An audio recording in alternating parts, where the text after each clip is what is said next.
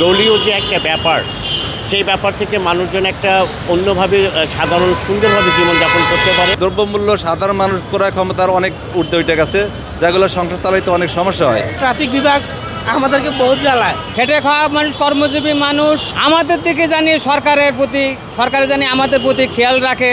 আমাদের বাংলাদেশের মানুষের যে প্রত্যাশা ছিল, সেই প্রত্যাশা অনুপাতে আমাদের দেশ সেভাবে যায় নাই। তারপরও আমি এদেশের একজন সাধারণ নাগরিক হিসাবে প্রত্যাশা করি যে নতুন একটা সরকার আসছে। এই সরকারের জন্য যদিও অনেক চ্যালেঞ্জিং হবে, তারপরেও আমি প্রত্যাশা করব যে দেশটা একটা সুন্দর শান্তি শৃঙ্খলা এবং জনগণ যাতে অন্তত শান্তিতে থাকতে পারে।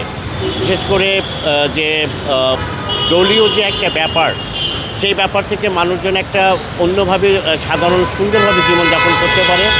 আর দ্বিতীয়ত এই সরকার পিছনে যা করছে সেটা নিয়ে আর কোনো কথা বলতে চায় না।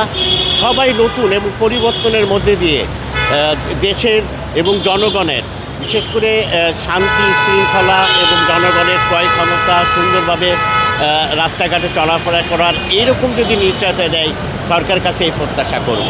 নির্বাচন পরবর্তী সময়ে তো আমরা একটা সুন্দর একটা সরকার গঠনের ইচ্ছা আছে আমরা, যে সরকারে দুর্নীতিমুক্ত করব, দেশে শান্তি ফিরে আনবো, সব জায়গায় একটি দুর্নীতিমুক্ত করবো। এইভাবে একটা দেশ আমরা দেখতে চাচ্ছি ইনশাল্লাহ দয়। যদি সরকার এইভাবে করে, সরকার যেভাবে প্রতিশ্রুতি দিছে তা যদি বাস্তবায়ন করে তাহলে তো হবে, আর যদি বাস্তবায়ন রক্ষা না করে তাহলে তো কিছুই সম্ভব হবে না। দ্রব্যমূল্য তো অস্বাভাবিক বাড়ছে, যে দ্রব্যমূল্য সাধারণ মানুষ ক্রয় ক্ষমতার অনেক ঊর্ধ্বে উঠে গেছে, যেগুলো সংসার চালাইতে অনেক সমস্যা হয়। আর এই দ্রব্যমূল্য নিয়ন্ত্রণ না করতে পারলে আমাদের পরবর্তীতে সময় আমাদের জন্য সমস্যা। এই জন্য দ্রব্যমূল্য অবশ্যই নিয়ন্ত্রণ করা তাদের দরকার একমাত্র। পরবর্তী বাংলাদেশে আমরা সুন্দর এবং স্মার্টভাবে দেখতে চাই।